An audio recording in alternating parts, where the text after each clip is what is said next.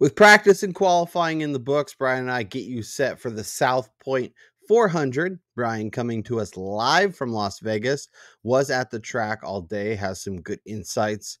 We'll talk all about that. We'll get you set on DraftKings. We will get you set at the betting window and figure out if there's still value as we sit here post practice and qualifying. This is the Angle of Pursuit. Ross Chastain used the wall all the way around this racetrack. Logano has been the class of the field. Check out the big brain on Brad. Yeah, I need to change my underwear. Brian Twining. It's probably our favorite race of the year. Obviously, being there as much as we have been over the years definitely helps.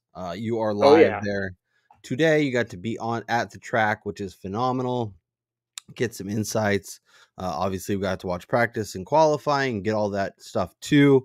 We'll have to figure out how we want to play it because we can talk about the track conditions and how dramatic they've changed between practice and then qualifying Group A and Group B, and then what we'll have tomorrow at race day. But before we dive into all that and get everybody set for the week that is, how's it going? How's your Vegas experience? Did you have fun at the track today? Oh, dude, it's going great. It's I don't want to say once in a lifetime experience because I hope to be doing this numerous occasions post this. Getting some inside access, I guess you could say, media access is something I've never experienced before. It's cool actually being in the room during the driver press conferences. I got to see Christopher Bell, William Byron, Tyler Reddick all during their little pre-practice, and then Christopher Bell post-practice. So it was interesting hearing a lot of their answers to some of the questions. And then, all the drivers and the teams, they fully came into this weekend knowing that it's going to race completely different than what we had in the spring, and probably more so than it has in the past because of how cold it was during that first race, because it's never quite been that frigid in Vegas for its first race. And then it's going to be extremely hot tomorrow. So most teams are expecting loose conditions. Tires are seemingly going to be an issue, as we saw in practice with multiple cars have issues. So it's been fun so far. I'm looking forward to tomorrow. It's going to be another really long day, but totally worth it. And, hopefully we're able to get back in the winner's circle and pick the winner again. That would be nice. As you mentioned, so there was a solar eclipse, so it definitely kept the track cooler during practice, where Ross Chastain. It was like 15 degrees cooler from when that happened to, an hour later. It changed so fast. And tomorrow, like you mentioned, might even be hotter. Might be another 5 or 10 degrees. Obviously, Chastain looked great. Chris Bell sits on the pole after looking awesome in qualifying, getting some numbers down. Obviously, as the qualifying session went along, it sure seemed like people were getting faster and faster. And then we might see that tomorrow. I guess, obviously, the Hendrick camp had some tire issues. Chase blew a tire. Larson had to come in. They were being really cautious with Byron's. Suarez had an issue. Does the warming, the heat actually help the tires avoid explosions, or do we have to be a little concerned? I mean, once you got to like 25, 30 laps, that's when things seemed to really hit the fan, and they were pulling in drivers way sooner than that. Yeah, I think something that's interesting, and you got to keep this in mind. Bob Pockris tweeted this a little bit earlier today, that Goodyear actually warned the teams about underinflating their tires again because guys are looking for as much speed as possible. And, I suspect that possibly that had something to do with some of the tire issues, or, maybe not. But, there's definitely some concern in the garage, because I believe it was on Kyle Busch's radio or post-practice press conference he had, where he was talking about how at first nobody was really thinking about it. And then when you really start to think about it, that it was the Chevy guys who have had an issue. And, we've seen this before at a track, I believe it was Texas, where, once they start going, they start going. And so I don't think that they're too concerned, but there is definitely, they're keeping an eye on it. And I don't think they're going to play too much with the tire inflation, because with this being the first race in the round of 8 and probably the most important race of the playoffs for these drivers, for the guys that have made it this far, because we talked about this on Wednesday. You win this race, you can prep for the championship race. You don't even have to care about Homestead or Martinsville. So, And we saw how important it was for Joey Logano last year. Like, he was able to shift his focus, start prepping 2 weeks early, and it made a big difference, and he ended up taking home the cup. Yeah, so we'll have to see. I think obviously having it happen in practice allows the teams to be a little more aware of it and kind of play ahead, so that way on race day they don't have to worry. But we do have to see, you know, with the weather and stuff, you know, obviously the hotter air, tires maybe stay a little more inflated, don't get so much grip from the track, and they tend to stay a little bit more solid. But I'm definitely curious to see how teams play it tomorrow and how aggressive or not aggressive. You know, do we get green flag pit stops? Do we get lots of cautions? You know, how does that all work out? So with that being said, let's dive into DraftKings. Let's build a lineup or two, and let's see if we can have some fun. So Kyle Larson starting second looked incredible in practice and qualifying. I didn't think he was going to get top, but Chris Bell was able to do that, so he'll be starting second at 11K. Hamlin starting 15th, 10-8. Lots of interesting sentiment on him. Some people are worried. Some people are saying it's nothing to be worried about. So I'm curious to see how the field reacts to Hamlin, who's starting in a spot where he can still win this race and still be dominant and get you movement points. So it's interesting to think about. William Byron, Tyler Reddick, and Martin Truex round out the 10K. We were talking a little bit before we went live, but Truex loves his car. And thought he even left a little bit out there when he qualified and could have done a little bit better, obviously starting 8th. There's a lot to get into. Reddick looked good. He looked really fast in practice. Obviously didn't qualify quite as well. Him and Bubba kind of came back to the pack a little bit. I guess, where does your initial leans go in this range? Is Larson worth it at his salary? Do you want some of Denny? Like, give me your thoughts. Yeah, I think Larson, regardless of the fact you're not going to get placement points out of him, he's going to be really good. The expectation was that he was going to win this race. He opened as the favorite. It's gotten even shorter. I mean, even pre-practice and qualifying, he had gotten down to 3.25 to 1 at one sportsbook here in Vegas. So, I mean, clearly he was taking on a ton of money. So, you know, I don't fault anybody who wants to put him in there. We don't normally do that here on this show, but, you know, we'll see. Maybe we have to make 2 lineups because he could be the guy that does the William Byron and leads 170 plus laps. Yeah, I think, you know, obviously there's ways to be unique, ways to find value. Maybe Larson is popular. Maybe Denny is popular. Maybe we build a lineup with both of them and put us in a little bit of an uncomfortable spot. And that's how we find, you know, leverage and find a way to be a little unique, because most people will probably pick one and then dive down rather than going with 2. So I think those all make sense. Are you still high on Tyler Reddick after what we saw today? Yeah, interesting that Reddick didn't pick up speed as we got to qualifying necessarily from his practice runs, but I think, you know, so clearly they like their car and they expect to be fast.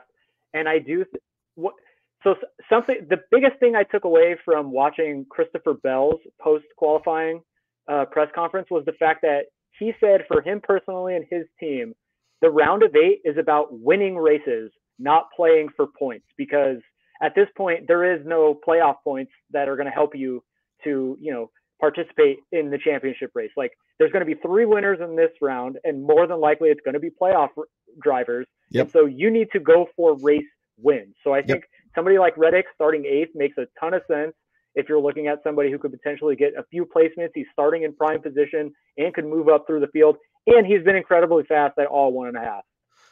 And it's interesting too, because it seems like the 8 drivers we have for the most part are really good at Vegas, have been really good at Homestead, and most of them have been good at Martinsville, including Christopher Bell, who is starting on the pole as we dive into the 9K range.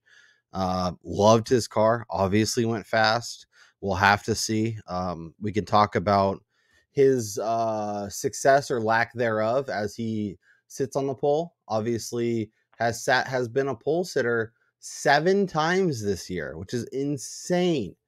That being said, outside of his trip at Auto Club where he finished second, every time he's been on the pole, he's finished 20th or worse. So New Hampshire, Michigan, Darlington, Kansas, and Bristol.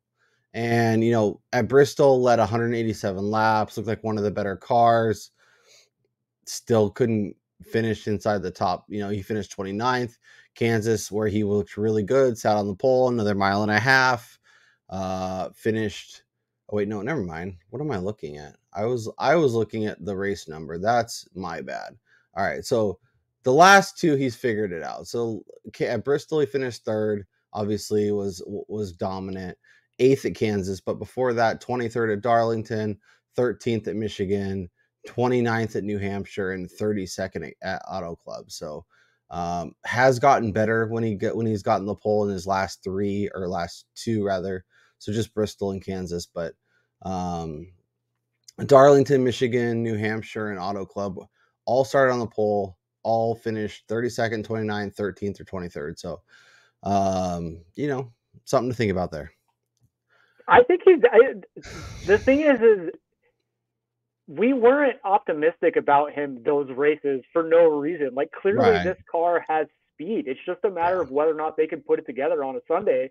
And, by all intents and purposes, like they have the equipment to do it. It's just a matter of whether or not they can actually put it together. And I think maybe because of his past failures after qualifying on pole, maybe you get a discount in terms of rostership this weekend. So, maybe somebody to keep an eye on. Yeah, it's very interesting. Let me look at where he is projected. Yeah, I don't know. It'll be interesting to see because I think there is a lot of names at the near the top that you really have to make decisions on and then kind of go off of there. Beyond Bell, we have Ryan Blaney, we have Kyle Busch, we have Chase Elliott, and we have Christopher Buescher starting in the top 5, 9K or above. Elliott's going to the backup car, as you mentioned to me before we started recording. They were still working on his car when you left the track this evening. Obviously, he's starting in the back, but could be really. He was good in practice. He looked good. He's starting 35th. There's a chance he can move forward. I think he'll be very popular and probably worth finding a way to squeeze into some lineups given his salary and given his upside. Yeah, and I think also too, knowing that he's still competing, it's a long shot, but he's still competing for the Owners' Championship. They have something to motivate them to do better this weekend instead of just being a guinea pig for setups for both Kyle Larson and William Byron. And he wants to finish the season strong so they could have good momentum. It's just hard because he's been really good. Yeah, he's been really good. And it's just hard because Byron and Larson are there. So if either of them are there with him at the end, I don't foresee a world where he takes the checkered flag and over them, but not so fast, my friend. Both William Byron and Kyle Larson are in pretty good position when it comes to advancing. And William Byron, he sits first. He has a pretty comfortable lead in terms of where he's like. If he finishes second or third, that is a fantastic day for Byron, and only makes it more likely that he gets into the championship round. Yeah, and both of them are really going to be leaders at the Homestead odds. They're going to be among the favorites. So you may have something there. And I think that's definitely something to keep in mind too, is that next week Larson, he's the favorite this week, but he may open at like 2.5, 3-1 next week at Homestead with Tyler Reddick maybe at like 5, because Larson is the best driver in the series when it comes to those types of tracks where the high line is the preferred lane. And it's something to think about this week too, right? With Larson, with Byron, knowing that, they both probably want to win and not worry about it, but they also, if they're close but not necessarily there, they may not push it as hard and go for that win. So something to think about. Do you have any interest in Kyle Busch or Christopher Buescher starting 6th and 5th respectively? I mean, we came in. Chris Wormy had kind of talked about Buescher, how he's just kind of, he's been there. He's just kind of there, but he's a safer guy. They have plenty of speed. They look good on short runs, but we've seen this before with Ford. We saw it in the spring. The Penske's unloaded as the fastest cars, and they dropped like rocks. So I worry about Buescher's long run speed. And then Kyle Busch, I think he's kind of flying under the radar this week. I like this top 10 number a little bit. Of course, I didn't get down on it because I don't like winning money because he's probably going to finish fifth. But, I think he's just kind of be there the whole day, run up front. Yeah, he's eliminated from the playoffs, but a guy of his, stature and just history in the sport, he's not going to give up at all. And it's basically a hometown race for him. So that's also exactly. In consideration. I think he will go a little overlooked when people are rostering him for sure. And I think his ceiling is a little bit higher than most people expect. AK, Joey Logano, 8,800. Bubba Wallace, 8,600. Brad K, 8,500. Ross Chastain, who looked great, starting in the top 10 at 8,300. Kevin Harvick, happy to be there, doing his retirement tour at 8K. Bubba looked fast. Obviously, him and Reddick both look good. Chastain, I'm a little more optimistic on. I kind of had optimism. Thought he could maybe put it on the pole. Looked really good in practice. I was feeling good about that. Obviously, had a little bit of a hiccup in qualifying, but I think makes some sense. Are you interested in anybody in this range? You know me, I'm a Bubba stan. If you go back and you look at my betting card from earlier in the week, it was all the 23. Yeah. I think he's going to be incredibly fast this weekend. They expect to be fast. I actually got a chance to chat it up with Booty Barker on Friday night real quick. And yeah, this team is pretty confident in the speed that they bring it to these 1.5, especially in Vegas, where they know very similar to Kansas. They kind of expected that both of these guys were going to unload really quick. So, I think he could stay there. I think he's a top 5 contender. I don't necessarily know he's going to win because we've never seen a winner that isn't a playoff participant at this race. So, of course, I'd be bucking the trend. I liked it at 20 or 25 to 1. I don't know if he's going to get there, but, I like Bubba. And then I'm starting to come around on Chastain a little bit because when he shows speed, he tends to race well. And he had a little hiccup on his qualifying lap, which is maybe making his 10th place starting position a little deceiving, where he was probably going to wind up on the first couple of rows. And if that were the case, he's probably, one of the 5-6 favorites, maybe. I don't know. So yeah, I kind of like Chastain. Keselowski, I have zero interest in. Joey Logano starting night, absolutely not. Yep. I'm with you pretty much across the board. Chastain, like you said, typically doesn't qualify well. Qualifies well at 1.5 miles. Had a little bit of issue in his actual qualifying run, so that's why he's starting 10th. But was fast, was among the best. I think he was 4th or 5th heading into qualifying. So he actually had the fastest single lap during practice too. Yep. Different groups, but still. We'll see how that applies to the actual race day. Ty Gibbs starting 11th, Alex Bowman 14th. Eric Jones, 23rd. Daniel Suarez also going to the backup car. But his teammate obviously had some speed, looked pretty good when he was on the track, just had a tire issue. And Ricky Stenhouse and Chase Briscoe round out the 7K range. So I guess, do you have interest here? And if you don't, if you had to pick one driver to potentially start, who would it be? I think just by default, you got to look at Suarez starting with Chase Elliott at the back. He's going to make up spots because he's better than he's probably a top 20 car at a low point on this track type, in my opinion. So I think they're going to be there. So obviously he's going to be somebody, but I do think Alex Bowman, he's another one. Was great in the spring. He runs pretty well here. HMS always has speed.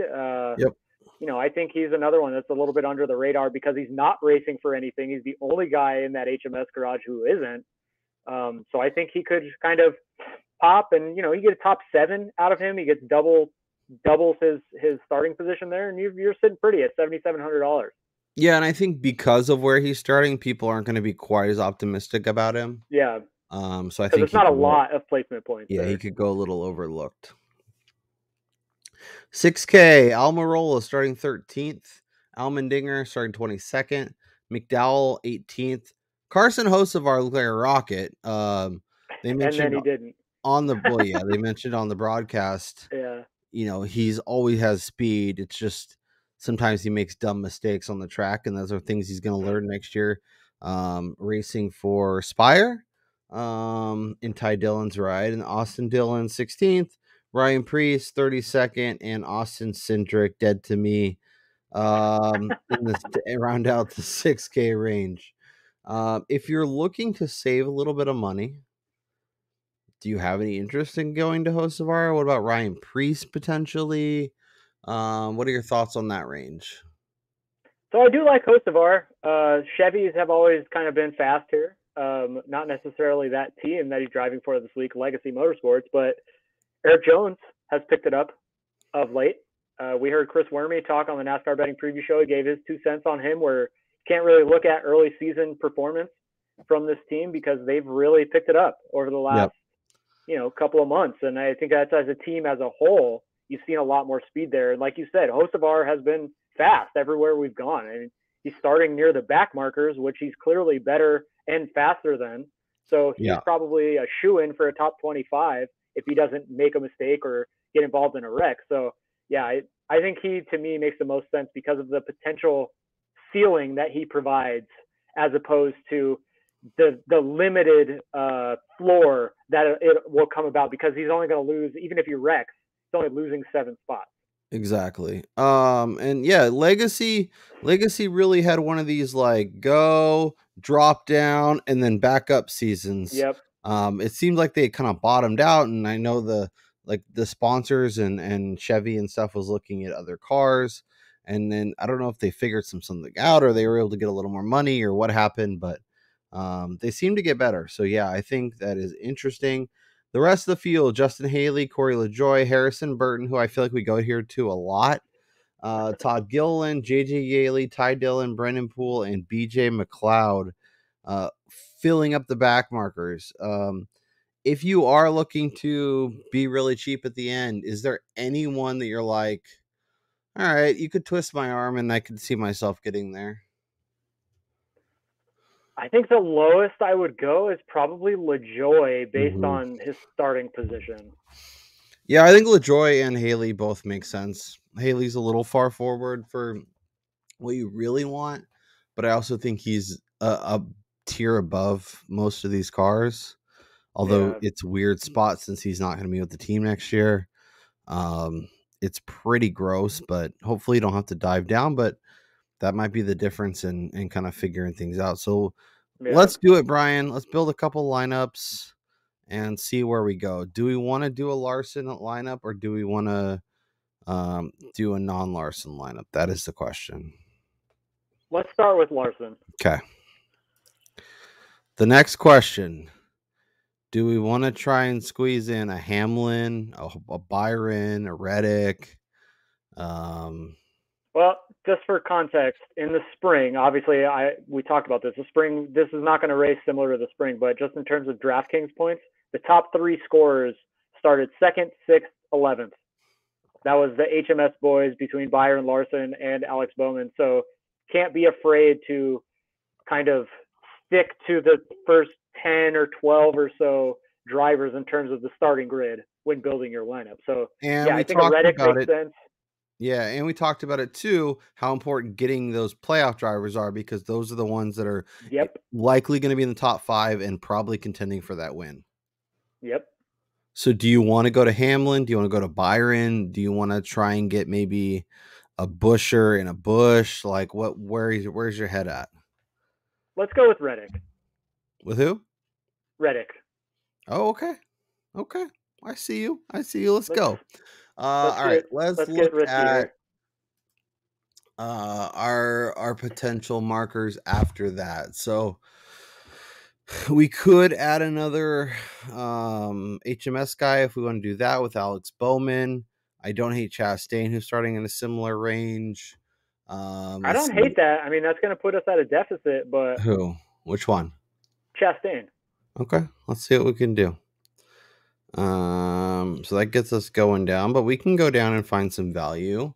Let's see here. Let's do Hocevar. Hocevar, okay. Right? I mean, yeah. Ceiling wise, I think he's a decent. Yeah, I think Justin Haley or AJ Allmendinger could make some sense.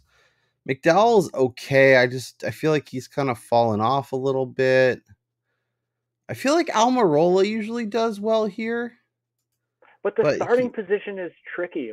Yeah, and I also feel like he could be like 32nd pretty easily, and then we're hitting our it could happen quickly.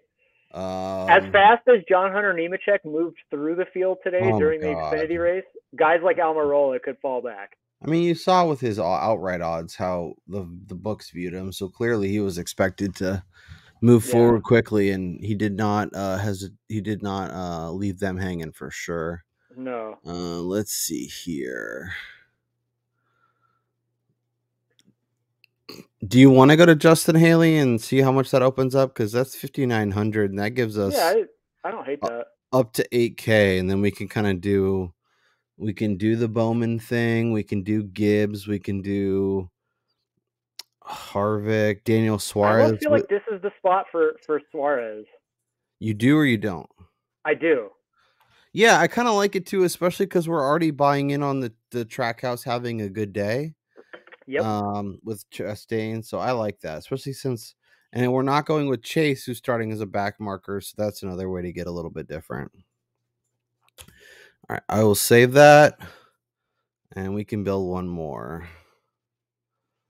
So since we avoided Elliott in that last one, I think maybe we build a lineup with him included. Let's do it. I like where your head's at. All right, so we go Chase. Do you want to go with Byron in this one?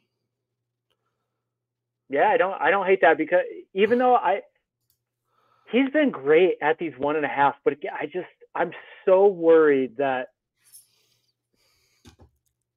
I mean, we could avoid him. We don't have to. Soon. Yeah, we don't have to go to him, but I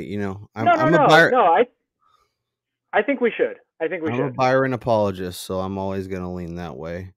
Okay, so we did the Elliott Byron thing. Do we want to triple up with HMS? Do we want to get a little bit different?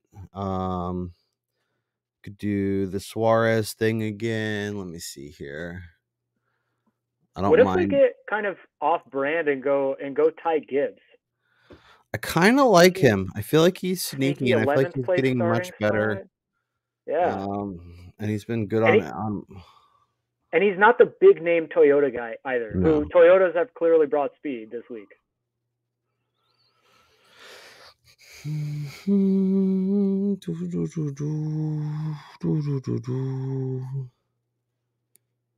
this the LaJoy spot? I think so. I think this is LaJoy. Just don't wreck, please. I almost like the Priest thing too. Yeah, it's a good starting position. The only thing I worry, so like if we see extended green flag runs, you're gonna have those back marker guys who, if they have difficulty getting around cars, they're effed. That's my concern, and they're just typically in worse vehicles. They typically aren't better drivers. Like there's lots of reasons to be hesitant for sure. Let me see here. Yeah, I think both of the I think Haley and Dinger make some sense. I'm hesitant. Go to Priest. Yeah, I think let's put Priest in and see what that does, because that gives us 10-4, and we can pretty much do whatever we want at that point. And if we end up finding lower, then we can pull Priest back out and see if there's a better option. But I think he's interesting enough. Although, like you mentioned, like how many we only have. The thing I worry about with this lineup is we only have one playoff driver, and I guess 2 potential race winners, maybe I 2 was and a gonna half. say, yeah, Elliott and Byron. Yeah. Yeah, So I and think, Gibbs gets a half for sure. yeah. So I think,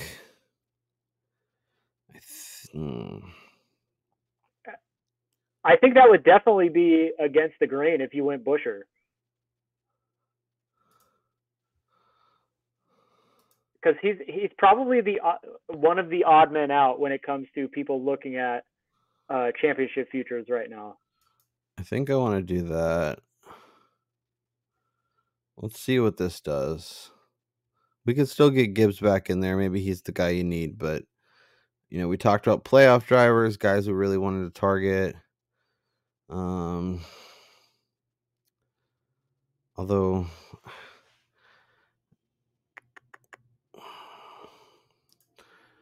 let's see, like Truex or Bell or Okay, who KFP. would you rather have in your lineup, Truex or Christopher Bell? Truex. All right, let's put him in there. And then that gives us 5,400. So we could do Gilliland or Ty Dillon. It's not Can we good. just leave the spot blank? Yeah. Because they might get negative points.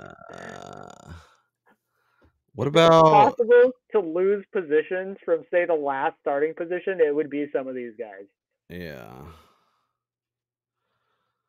If we go Harrison Burton, we could put Chris Bell in there.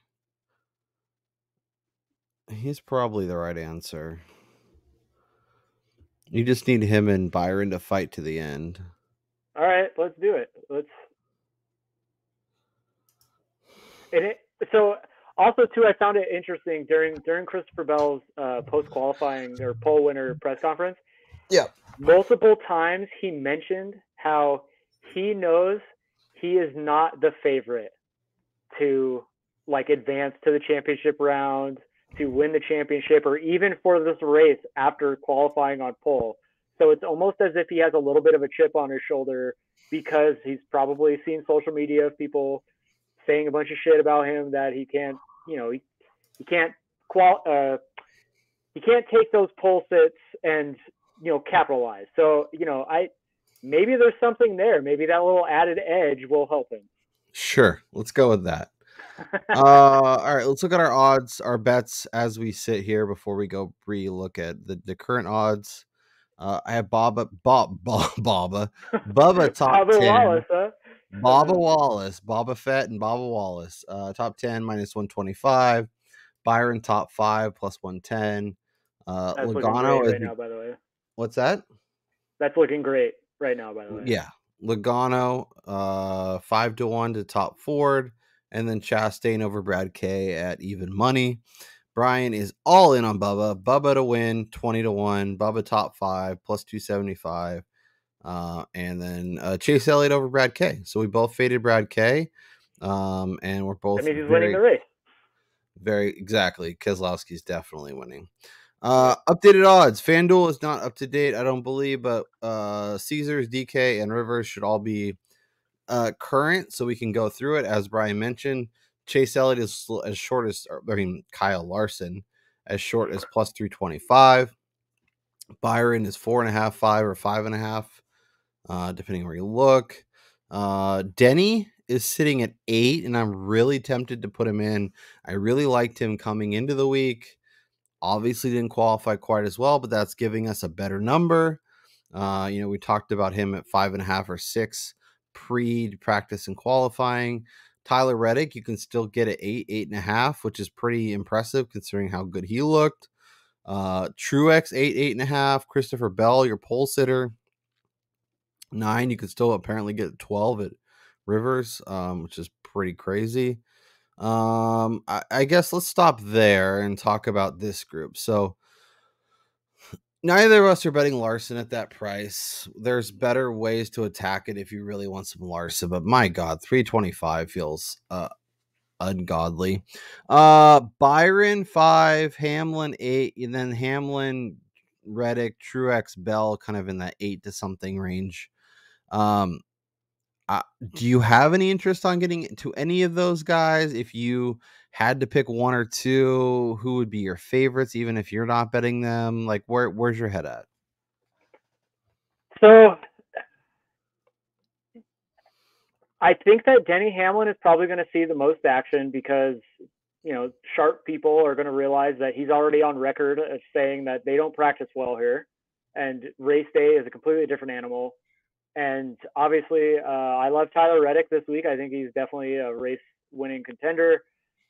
All that said, also Christopher Bell putting on pole. All that said, when Martin Truex Jr. unloads fast, if he has track position, he's going to be there. So I definitely think that Truex now at 8.5, I think he's definitely in play and somebody to consider, because when he's able to fight up at the front, he's a fantastic car. The only thing is that if he gets put back into traffic, we've seen him get frustrated and he has a difficult time moving through the field.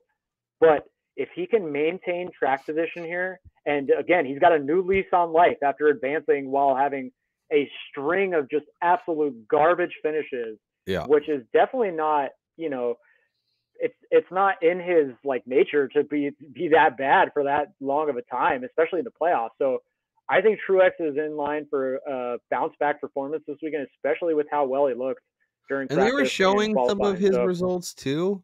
And there was a lot of he blew a tire on the second lap, and Larson bumped into him, and he had all these little minor issues and kind of things happening around him, not necessarily even his fault. So I don't hate where your head's at. I think he makes sense. And as you mentioned, as someone who's bet him a few times, he's somebody that when he gets into the teens or 20s, is probably just going to be there the rest of the day. He very rarely catapults unless he does a strategy thing, and that usually doesn't work out well for him. So I like where your head's at. I still think Denny is my favorite just because I liked him so much coming in. I thought there was a clear delineation between him and kind of the rest of these guys. The fact that you can still get Reddick at a decent number is appealing for sure. I've kind of gotten more excited about his potential as the week has gone along. So I think those two would be my favorites for sure. Kyle Busch, you can still get a 10 or 12. Chris Buescher's in the same range. Chastain is out to 15, 14 or 15, depending on where you look. Obviously, some optimism about him. Your boy Ryan Blaney, and then we start talking 20 to 1. So I guess from KFB up to Blaney, do you have any interest in adding some outright exposure to any of those guys? So obviously this is a homer pick, but Blaney at 16 to 1 is extremely intriguing after I got to hear him say how last year the Penske garage went all in on assisting Joey Logano when it came to giving him tidbits, helping him get a better car, better setup for Las Vegas to win that fall race. And I think you actually saw that during qualifying today, where Joey Logano had a little bit better single lap speed than Blaney. But when you actually look at Blaney's practice run, he was one of the few cars that ran 25 or more laps, and he had pretty decent fall off. It was close to about less than a second or so each, or less than a tenth as he got each 5-lap increment. So, something we saw in the spring was the Penske garage. They felt like rocks. Their long run speed was absolute garbage. So I almost think that they maybe sacrificed a little bit of short run to try to test out if they can maintain speed for longer durations here. And I think Blaney is a guy who, if he can be there at the end, we saw it at Talladega, maybe he has regained those marbles. And he's going to go for a win here, knowing how much of an advantage that was for his teammate last year.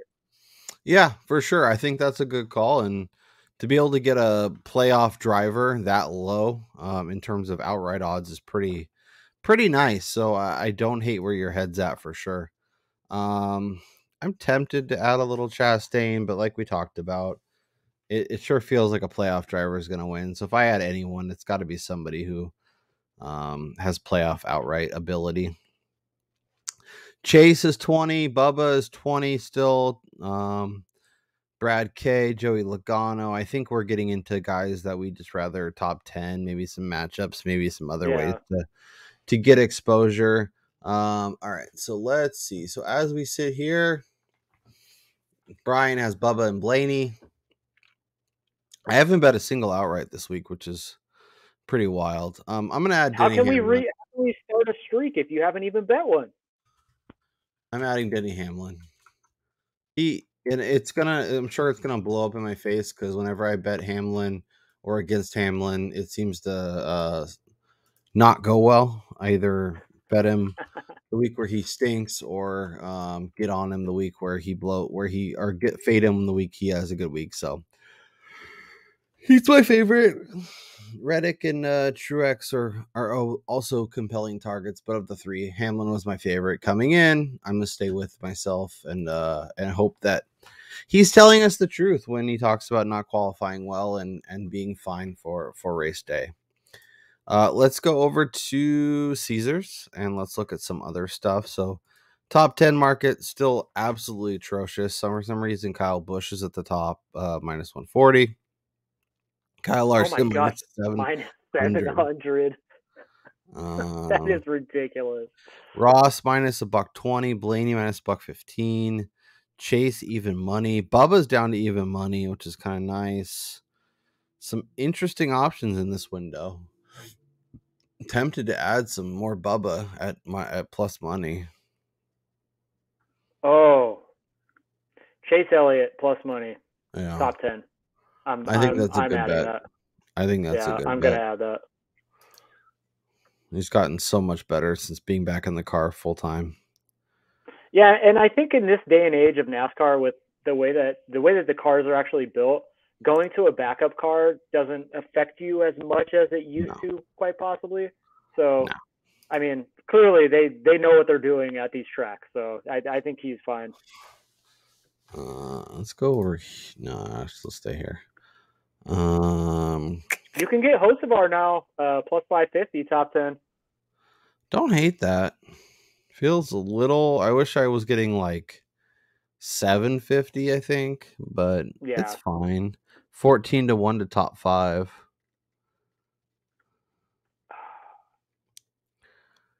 I'm gonna add the Bubba too. I'm gonna take the extra juice here. So needless to say, Bubba is probably going to be the first guy out of the race. So it is interesting that his outright number hasn't really moved, and his top 10 got longer, but his top 5 actually got shorter from 275 to 255. So that's pretty interesting. Oh my gosh! Larson, you can get plus money at top 5 or top 3. Byron, Denny. Let's go to manufacturer props. Scrolling. Gonna keep on scrolling. All right, top Chevy. Larson 105. Jesus. Good. Byron plus 190. Kyle Busch. Ross Chastain. Chase Elliott. I'm not betting any. So the only one. So really, once you get past Byron, I think they make sense if you want to bet that, because if Busch is top Chevy, maybe Larson and Byron have issues, and same with Chastain. Like maybe he's a top 5 guy, and you're not going to get that number. Whereas Kyle Larson is plus 130 on a top 3, and if Larson is the top Chevy, he's probably finishing top 3. So just take the extra juice there. Yeah, and it feels like a long shot for both Larson and Byron to have issues, unless Chevy's having issues in general with their tires. Yep. Top Toyota, Denny plus 290, Reddick plus 320, Chris Bell plus 320. Okay, if you have to bet one, Reddick, Bell, or Truex to be top Toyota at plus 320, which one's your favorite? I think I'm talking myself into a Marty party. Oh, baby. Give it to me. If I had to bet that, I would probably bet Truex. Let me see what his other... Yeah, because that's the best number you're going to get on him, because even his top 3 is plus 250. I'm going to go and add the Red Dog. At top Toyota? Yeah, as I said, I've gotten more interested in him as the week has gone along. plus 320 to top Toyota feels like a good number. I do worry that maybe he is, pretty close to the front, maybe contending for a win, and not adding him on the outright mark is interesting. And obviously, I did add Denny at 8-1. But I think there's, if not Denny, if he struggles and has a bad day, I think Reddick could be the top Toyota, and I think I could cash that ticket. So that's where my head's at with those two bets. Top Ford Logano is plus 350, so getting him at 5-1 feels nice. Brad K plus 350, Blaney is 240, Busher is plus 155, and then just a bunch of peons. Speaking about Blaney, I'm going to bet this over at Bet Rivers, though. It's plus 285. Okay.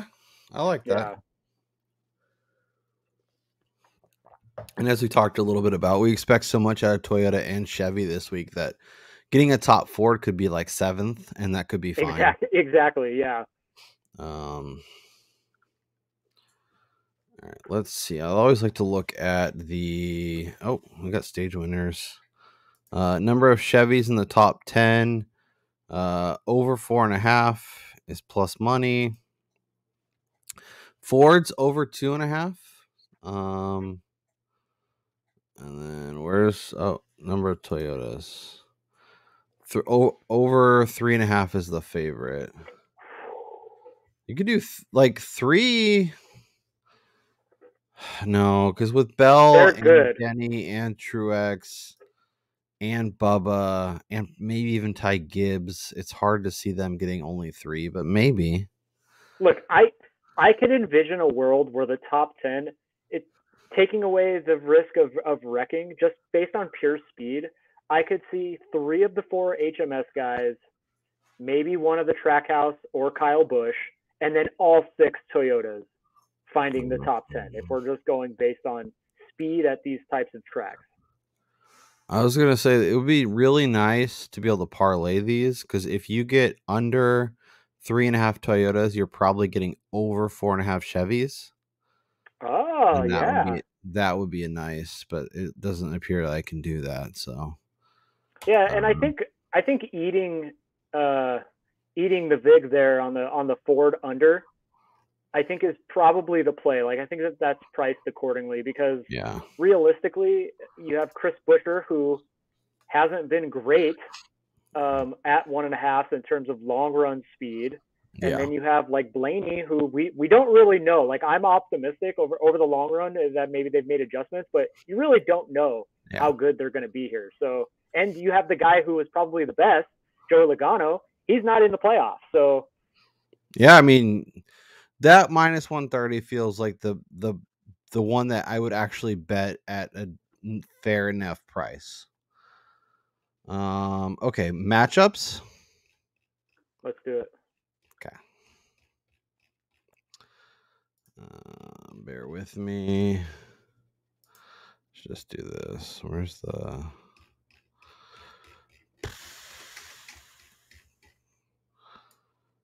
Oh, baby. All right. I would need somebody a lot smarter than me when it comes to looking at like betting arbitrage, but the grid position of the winner, spots 1 through 9, is juiced to minus 370. However, you're getting Kyle Larson, William Byron, Christopher Bell, Martin Truex Jr., Chris Buescher, Kyle Busch, Bubba Wallace, Tyler Reddick, and Joey Logano. Yeah. The chances of the winner coming from that group of drivers is pretty damn good. This is like maybe the grossest head-to-head I've ever put on my card, but I feel like the juice has just gone too far. I'm adding Harrison Burton over Justin Haley, and I'm getting plus 175 to do it. Oh Lord. Like, Justin Haley's fine, and I expect him to have a good race, but like minus 210 to back him when he could easily have an issue in a car that he's not going to be in next year, that seems a little silly. Mind you, also we have end of stage. Yeah, I don't matchups. I don't know why they mix it in. I swear they do this shit to confuse people and like make them lose bets. All right, Busher versus Bubba. Bubba at plus 110 versus Chris Busher. Hop on board.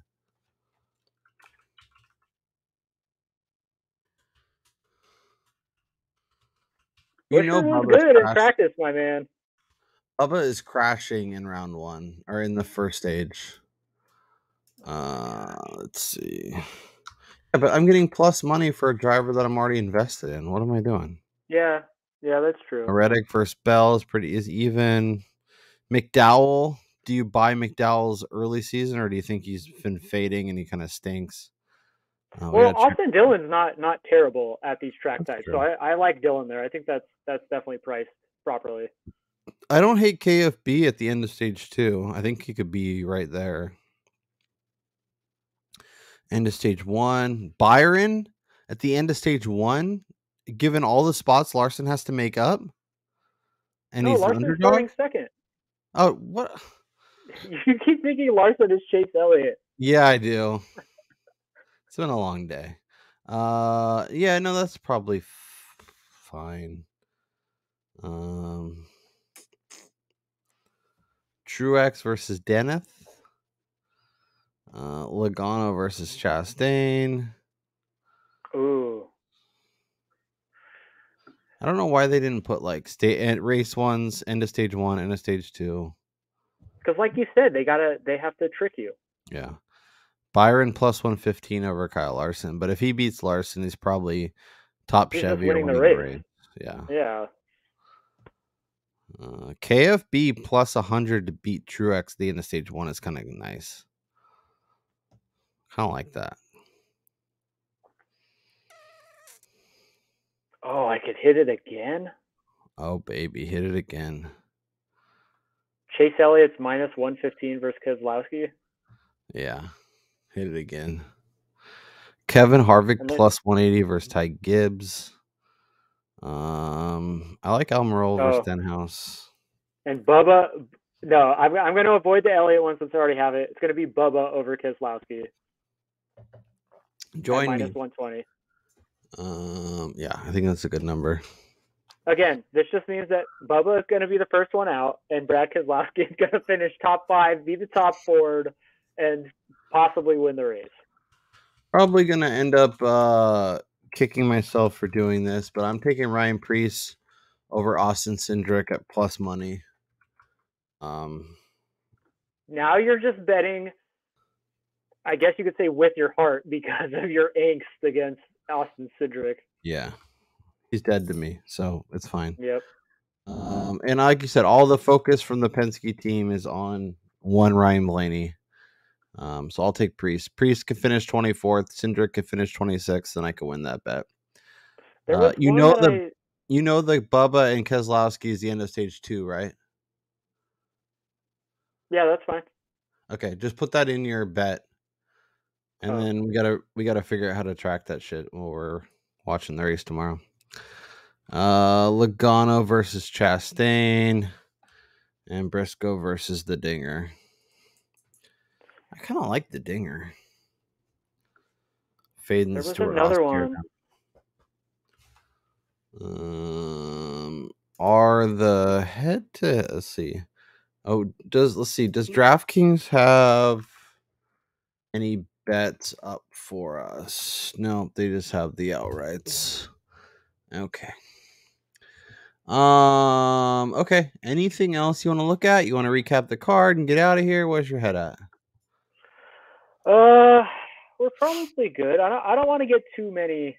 Yeah, we don't want to spray the board too bad. I've already done enough. I've gotten some exposure to the guys I wanted to get exposure to. I found some decent numbers. Let's recap. Let's get out of here. Pre-qualifying, Bubba Wallace top 10 minus 120. You can actually get a better number now. Byron top 5 plus 110. Logano top 4 at 5-1. Ross Chastain did not hit the pole. Chastain over Brad K plus 100. Added Hamlin to win the race. Added Tyler Reddick as your top Toyota at plus 320. I added Harrison Burton over Justin Haley as the grossest matchup I've ever added, but plus 175 to do it. Let's ride. Bubba over Busher, plus 110. And Priest over Cindric, because Cindric is dead to me, plus 100. Brian has Bubba to win, Bubba to top 5, Bubba to put it on the poll, which he did not do. Chase Elliott over Brad K. Added Blaney at 18. Added Elliott to top 10 at plus 100. Yep. Yeah. Bubba to top 10 at plus 100. Blaney as your top 4 at plus 285. And stage 2, Bubba over Keselowski minus $120. Brian Twining, Saturday night. You can put any of your bets as your best bet for the week. You're stepping to the window now to make one bet. What is it? I'm going to put my money where my mouth is. Bubba Wallace, top 10, even money, smashing the hell out of this. Full, all in, 5 units or whatever. I would empty the bank account here and obviously go bankrupt. But yeah, Bubba Wallace, top 10. That is happening. Can't wait for him to finish 23rd tomorrow. It's a good bet. It's a great bet.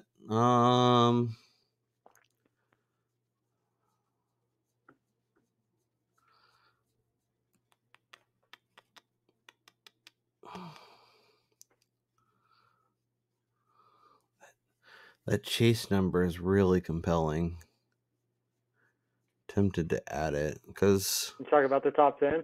Yeah, because I was Bubba, but I do worry that Busher is really good tomorrow and Bubba's just a little bit behind him.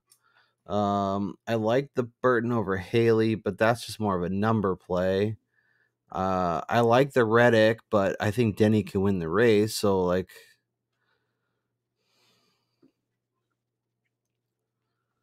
you know what? This is probably really stupid. Denny Hamlin is winning the race tomorrow. And I'm going to get paid out on it. So Denny Hamlin is winning the race. Denny Hamlin is winning the championship. I felt that for a while now. He's going to do what Logano did. He's going to win tomorrow. He's going to park the bus for 2 weeks, get ready for Phoenix, and cash that championship future for anybody who has one. That is Brian Twining live from Las Vegas. If you are at the race today, go find Brian. He is walking around the infield, probably by Neon Garage. You can always tweet him at Brian_Twining. I'll have all of my electronic devices with me. Don't worry. You can find him. You can tweet him. He will come say hello. I will be parked on the couch watching all the football and all the NASCAR tomorrow, and I cannot wait. Enjoy your race day. Cash some tickets. Let's hit the million DFS, and let's enjoy the weekend. We'll talk to you guys next time.